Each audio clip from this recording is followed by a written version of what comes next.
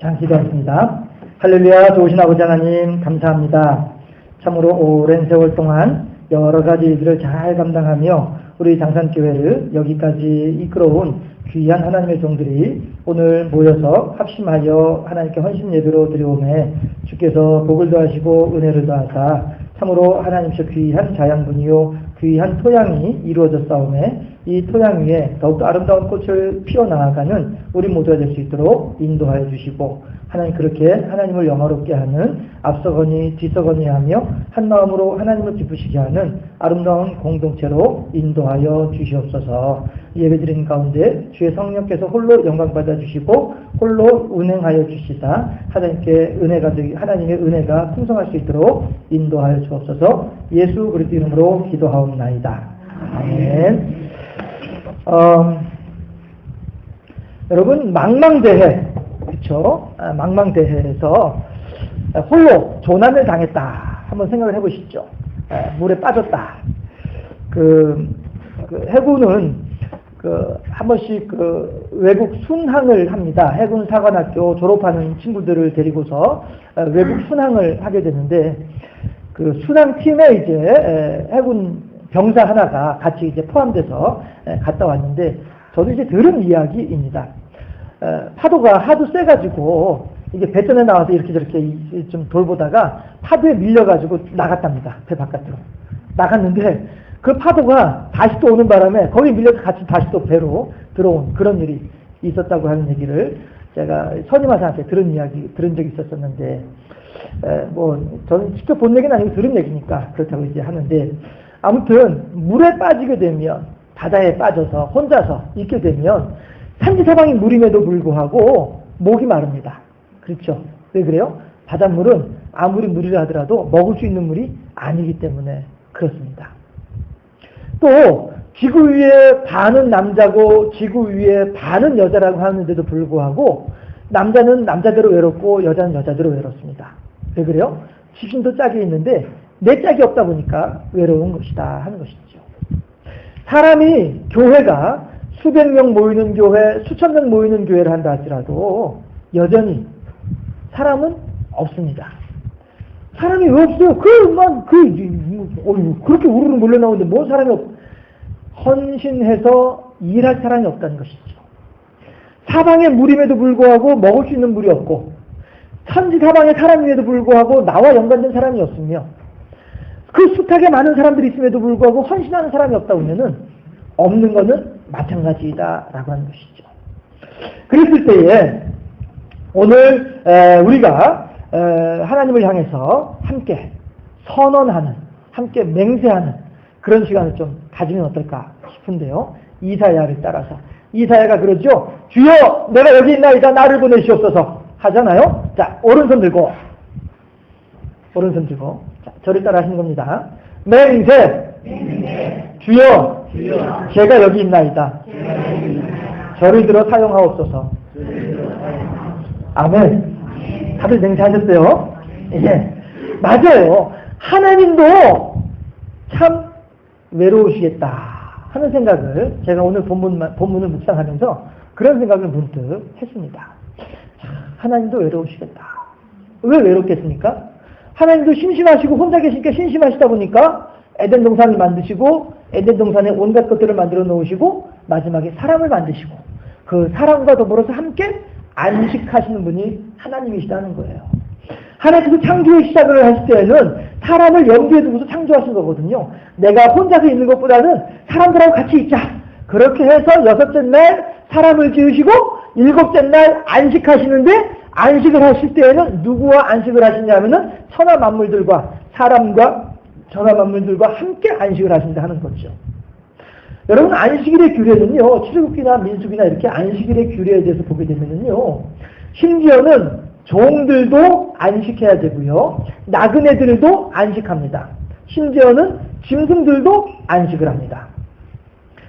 6년이 지나고 나서 매 7년이 되면 안식년이 오게 되는데요. 그 안식년이 되면요. 땅도 안식합니다. 사람이 자꾸 땅에 가서 땅을 이제 갈아 엎음으로 말미암아서 땅에 옆구리를 자꾸 찔르는 거거든요. 뭘 찔러? 빨리 먹을 거 내놔. 빨리 열매 내놔. 이렇게 해서 사람이 땅으로 하여금 일을 하게 만드는 거거든요. 농사 짓는 것이. 그런데 6년이 지나고 7년째 안식년이 되면은 땅의 옆구리를 긁지 않는 거예요. 땅을 뒤집어 엎지 않는 거예요. 그냥 내버려 두는 거예요. 쉬어라. 너 6년 동안 고생했으니까 쉬어라. 이게 안식이란 말씀이죠. 그래서 뭐 오늘은 제가 안식에 대해서 말씀드리려고 하는 건 아니고, 하나님께서 그렇게 그 귀중한 안식을 사람과 더불어서 함께 하려고 하셨다라고 하는 것이죠. 하나님도 혼자 계시다 보니까 심심하시니까, 물론 삼위일체, 삼위의 하나님이다라고 한다면 뭐 심심할 틈이 어디 있겠는가, 뭐 이렇게도 생각을 해볼 수 있겠습니다만은, 아무튼 우리가 성경을 통해서 나타나는 하나님의 마음이라고 하는 것은 사람과 더불어서 함께 연합을 추구하신 분이 하나님이시다는 거예요. 그런데 그 하나님, 사람이라고 하는 존재가 과연 얼마만큼이나 하나님 뜻에 합당하게 그렇게 하나님의 가려운 것을 잘 긁어드리면서 그렇게 하나님을 기쁘시게 하며 입안의 혀처럼 그렇게 하는 사람이 대체 몇 명이나 있겠냐 하는 거예요. 참 하나님 귀찮으시죠. 그럼에도 불구하고 하나님께서는 그럼에도 불구하고 사람을 사랑하시기 때문에 끝까지 사람에 대한 소망을 잃지 아니하시고 사람과 더불어서 함께 안식을 꿈을 꾸고 계신 분이 하나님이시다 하는 거죠. 그런 면에서 보았을 때에 오늘 본문에 열왕기 18장을 보게 되면 열왕기상 18장의 내용은 어떤 내용이에요? 아합 임금이 이 남유다 북이스라엘 합쳐가지고 40명인가의 임금이 있는데요. 그 임금들 가운데에서 못되먹기로는 첫째가라면 서러워할 만한 임금이 아합 임금이란 말씀이에요. 그런데 전에도 말씀드렸죠. 하나님께서 성경을 통해서 착한 임금이다, 못된 임금이다 구분하는 기준점은 뭐냐 하면 얼마만큼 하나님을 잘 믿느냐, 아니면 얼마만큼 하나님을 내팽개치고 우상 숭배를 하느냐에 따라서 착하고 못되고의 기준이 거기에 있단 말씀이에요. 그렇게 한다면 못되기로 가장 으뜸을 달리고 있는 아합이라고 한다면 무엇이 으뜸이겠습니까? 우상 숭배가 으뜸이란 말이죠. 임금부터가 우상 숭배에 푹 젖어 있으면서 온갖 나라의 온갖 정치와 행사를 다 우상 숭배에 맞추어서 하다 보니까 어떻게 되냐 하면 백성들도 마찬가지로 그게 그런가 보다 해서 따라가고 마는 거란 말이에요. 백성들은요, 사람들이 위에서 지도자가 어떻게 하느냐에 따라서 그 모습이 영 달라져 버리거든요. 그러니까 임금이 여러분 우리들은 하나님이 아니라 바알을 섬기자입니다. 여러분 우리들은 하나님이 아니라 아세라를 섬기자입니다. 임금부터가 막 나서가지고 이렇게 해버리면 사람들은 정말 그런가 보다. 야, 저 위에 있는 사람들이 보통 똑똑한 사람들이야. 저 똑똑한 사람들이 저렇게 하면 맞는 말이겠지. 그걸 쫓아간단 말이에요. 이게 백성들이란 말이죠. 하다 보니까 이것이 옳은지 저것이 옳은지에 대한 구분도 하지 못하고 그냥 따라가게 되는 것이 이게 사람의 심리란 말씀이에요. 성경을 통해서 나타나시는. 그랬을 때에 아합의 극심한 우상 숭배를 따라가면서 이스라엘 백성들도 같이 이것이 그 올바른 길인가 보다 가고 있단 말이죠. 그러다 보니까 하나님을 믿는 하나님의 선지자들, 하나님의 제사장들은 점점 그 설 자리를 잃어버리게 되는 것이지요.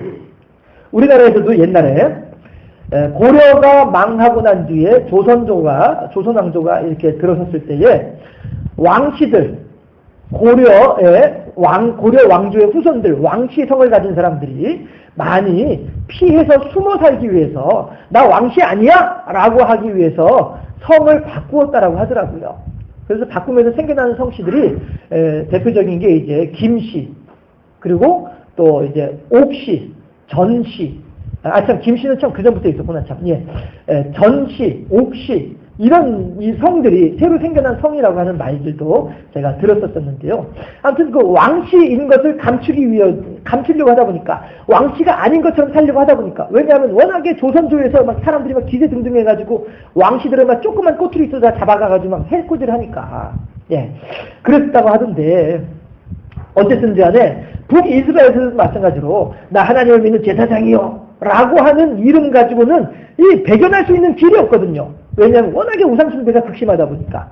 그러다 보니까 정말로 뭐 그런 사람들도 있었겠죠. 어떤 사람들은 더 이상 이제 그 하나님 성전의 제사장이라고 하는 그 타이틀도 그냥 내팽개쳐버리고서 그냥 바알 섬기러 가는 사람들도 있었을 것이고 뭐 성경에 나와 있진 않지만요. 또 순교당하는 사람들도 있었을 것이고 아니면 뭐 이렇게 숨어 지내는 사람들도 있었을 것이고 뭐 아무튼 여러 사람들이 있으면서 어쨌든지 간에 겉으로 드러날 때에는 하나님을 믿는 제사장들은 그만큼 숫자가 확실하게 현격하게 줄어들어 버렸더라라고 하는 것입니다. 그랬을 때에 나는 하나님을 믿는 제사장입니다. 나는 하나님의 선지자입니다. 이것을 공공연하게 드러내는 사람이 누구냐? 엘리야다라고 하는 거죠. 이 세상의 모든 등불이 꺼져가는 것처럼 보임에도 불구하고 하나의 등불만큼은 꺼지지 아니하고 있는 그 등불, 이것이 바로 엘리야라고 하는 등불이었더라라고 하는 것입니다. 온갖 그거마저도 없었으면 정말로 까맣게 캄캄해질 뻔했는데 그럼에도 불구하고 그 엘리야라고 하는 등불 하나가 켜져 있음으로 말미암아서 그나마 사람들은 어두움 가운데에서도 그나마 길을 바라볼 수 있는 이러한 역할을 하는 것이 엘리야였더라라고 하는 것입니다. 그 엘리야는 지금 뭐라고 합니까? 혼자만 남아있는 상황이니까 참 어렵다, 힘들다, 외롭다라고 하는 것이죠. 우리가 보기에는 그렇다는 거죠. 그 사람의 처지와 현실을 바라보면 그럴 수밖에 없겠구나라고 생각이 되는 것이죠. 그러나 오늘 본문을 보게 되면 과연 엘리야가 그렇게 위축되어 있나요? 야, 850명 대 1이야. 850대 1이야. 어떻게 하면 좋아? 무서워. 나 아무래도 힘 못 쓸 것 같아. 기가 죽어 있나요? 아니거든요. 도리어 구경하러 온 이스라엘 백성들을 향해서 당당하게 이야기를 합니다. 여러분들이요! 여러분들 지금 빨리 선택하시오. 언제까지나 그렇게 바알과 여호와 사이에서 머뭇머뭇거리겠습니까? 빨리 결정을 하세요. 바알이 참신이라고 생각되면 바알 쪽으로 갈 것이고 여호와가 참신이라고 생각하면 여호와 쪽으로 올 것이고 얼른 결정하시오. 누가 큰 소리 치나요? 엘리야가 큰 소리 치거든요. 450명이나 웅성웅성 모여있는 이 사람들이 큰 소리 치는 것이 아니고요. 딱 혼자 남아있는 이 엘리야가 큰 소리 치고 있는 거예요. 얼마나 당당합니까? 그렇게 당당하게 이스라엘 백성들을 향해서 빨리 결정해라! 그런데 참 이스라엘 백성들은요. 참 이게 대중이 어리석다라고 하는 말이 그런 얘기가 거기서 나오는 거죠. 결정을 못하는 거예요. 여전히 머뭇하고 있어요. 그래서 전에는 제가 이 본문을 묵상을 할 때 어떤 생각이 드냐면은 이기는 편 우리 편, 이기는 편 우리 편. 이스라엘 백성들은요. 야, 굿이나 보고 떡이나 먹자. 이기는 편 우리 편. 이러고 있는 그런 심리가 이렇게 느껴지더라고요. 네, 참 하나님, 저는 그러면 안 되겠는데요 하는 그런 생각을 한 적이 있었는데요. 어쨌든지 간에 하나님의 종으로서 엘리야의 모습은요 너무나도 당당합니다. 어떻게 이렇게 당당할 수 있을 것인가? 하나님의 우리도 그 엘리야의 모습을 살펴보는 가운데에 우리도 이 세상을 더욱더 힘있고 능력있게 살아가는 그러한 우리 모두가, 우리 장로님들과 우리 모두가 되어질 수 있기를, 그리고 부족한 제가 될 수 있기를 주님의 이름으로 축원합니다. 우선 하나님의 종 엘리야는요 어떤 사람이냐 하면은 두려움이 없는 사람이에요. 오늘 방금 말씀드린 것처럼 이렇게 당당하게 두려움이 없는 것, 어떻게 하면 이렇게 당당할 수 있을까 하는 것입니다. 한마디로 결론적으로 말씀드리면은 배경이 든든하기 때문에 그렇죠. 배경이 든든하기 때문에. 왜 우리가 그런 거 있죠. 주머니에 돈은 이제 얼마 안 남아있는데 누구 만나가지고 이제 어디 뭐 식당이나 어디 가가지고 뭐 이렇게 먹으려고 할 때 내가 대접을 해야 될 상황인데 저 사람이 막 이것저것 막 시키면은 괜히 그렇지 않아요? 하긴 요즘에 이제 뭐 신용카드가 있으니까 이렇게 할 수 있을런지 모르겠습니다만은 나한테 지금 그냥 지갑에 얼마가 있지? 근데 저 사람이 자꾸 음식을 시키려고 하는데 어떻게 하면 좋지? 왜 이래요? 내 캥기거든요. 그렇지만 내 주머니에 100만원짜리 수표 있어요. 그것도 한 장 있는 게 아니라 10장 있어요. 지갑에 있어요. 그러면 몇 명이 와서 어떤 걸 시킨다 할지라도 야 맘대로 시켜. 걱정하지 마. 맘대로 해. 당당할 수 있단 말씀이에요. 왜요? 내 지갑에 100만원짜리 수표 10장 있는 거 알고 있으니까. 아직은 뭔 소용이 있어. 아무 문제 없어. 맘대로 시켜. 당당할 수 있단 말이에요. 그런데 내 지갑에 얼마가 있더라. 아까 내가 2,000원 꺼내서 썼고 지금 뭐 10,000원짜리 한 장하고 뭐 이렇게 있을 것 같은데 지금 저 사람 시키려고 하는 거 지금 3만원짜리 음식 시키려고 그래. 어떻게 하면 좋아? 이게 사람의 마음이란 말이에요. 그렇죠? 그런데 오늘 본문에서도 마찬가지로 1대 450, 1대 850을 어떤 이 대결을 하고 있음에도 불구하고 엘리야는 결코 위축되지 않는다. 두려워하지 않는다. 왜 그럴까요? 사람이 제정신을 가지고선 있을 수 없는 일임에도 불구하고 이 엘리야는 그것이 가능하다라고 하는 거예요. 왜 그렇습니까? 바로 말씀드렸다시피 내 뒤에 배경이 얼마나 든든한지에 대해서 엘리야는 알고 있기 때문에 그래요. 내 지갑에 지금 100만원짜리 수표 10장 들어있다고 하는 사실에 대해서 분명한 믿음을 가지고 있기 때문에 그렇다라고 하는 것입니다. 그렇다면 우리들은 왜 두려워할 수밖에 없을까요? 여러 가지 환난과 풍파 혹은 마귀 사단의 괴계 가운데에서 어째서 우리들은 위축될 수밖에 없겠는가 하는 것입니다. 이거 봐라. 이거 근데 지갑 얼마인지 한번 봐야 되는데 이거 넘어가는 거 아니야? 이거 어떻게 하면 좋지? 캥길 수밖에 없죠. 우리가 신앙생활하면서 시험에 들고 낙심하고 절망하는 것은 바로 이렇게 아직 내가 가지고 있는 것이 어느 만큼인지 모르기 때문에 그렇더라 하는 것입니다. 하지만요, 우리 찬송가 가사에 있는 것처럼 이 눈에 아무 증거 아니 되어도 믿음만을 가지고서 늘 걸으면 어떻게 됩니까? 나는 할 수 없지만 나로 하여금 믿음만을 가지고 걸을 때에 나로 하여금 이 길을 걸어갈 수 있도록 해주시는 그분께서는 어떻게 해요? 나의 모든 것들을 다 공급해 주시고 나를 후원해 주시는 든든한 배경이 된다 하는 것입니다. 지갑에 100만짜리 수표 10장보다도 더 큰 능력을 가지고 계신 분이 하나님이시기 때문에 그 하나님이 나의 배경이 되어주시고 그 하나님이 나의 든든한 백이 되어주신다고 한다면 얼마나 당당하겠는가. 그것에 대해서 믿을 수 있으면 더 이상 두려워하지 않게 된다 하는 것이죠. 엘리야는 바로 그 하나님을 알고 있는 거예요. 엘리야는 자기가 그동안에 살아온 가운데 여러 가지 경험을 통해서 그 하나님을 경험하고 그 하나님을 느끼고 그 하나님에 대한 믿음을 가지고 있었기 때문이다 하는 것입니다. 여러분, 우리들은 지금까지 살아오는 가운데 얼마만큼이나 하나님을 경험하셨을까요? 우리들은 지금까지 살아오는 가운데 얼마만큼이나 힘이 센 하나님을 경험했을까요? 엘리야는 바로 그 능력이 많으신, 무한하신 능력을 가지고 계신 하나님에 대한 믿음을 가지고 있었기 때문에 결코 두려워하지 않고 위축되지 않을 수 있었더라. 다시 말씀드려서 엘리야는 그러한 체험을 가지고 있는 사람이었더라 하는 것입니다. 우리가 두 번째로 엘리야에 대해 생각할 수 있는 것이 바로 이 체험입니다. 여러분, 하는 말 중에 경험만큼 좋은 선생은 없다라고 하는 말이 있죠. 어린 애기가 찌개 냄비에다가 손을 대려고 해요. 그럴 때는 어떻게 합니까? 엄마나 아빠가 애기 손을 붙잡고서 아뜨 하면서 이렇게 위협을 하면 아이들은 처음에 막 위축돼 있죠. 그렇게 하다가 살짝 딱 뜨거운 냄비에다 한번 살짝 닿게 해보면은 약간 깜짝 놀래가지고 그 뒤에는 다시는 거기에 관심을 기울이지 않게 된다 하는 것입니다. 그렇지 않습니까? 경험만큼 좋은 선생님은 없다 하는 것입니다. 엘리야는 이미 다양하게 도와주시는 하나님의 능력을 경험했다라고 하는 것입니다. 늘 나의 편이 되어주시는 그 하나님이신 것에 대해서 믿을 수 있게 되었더라라고 하는 것입니다. 그러기 때문에 오늘 이 많은 사람들 앞에서도 엘리야는 당당할 수 있었다. 여러분, 그렇다고 한다면 우리들의 믿음을 더욱더 강건하게 하도록 하기 위해서 어떠한 것들을 경험을 하셨을까요? 전에도 이 말씀 제가 드렸던 것 같은데, 제가 전도사 때 주일날 예배 마치고 점심 먹고 난 뒤에 교회 차에 이제 남자 집사님 둘하고 저랑 셋이서 앉아가지고 있었어요.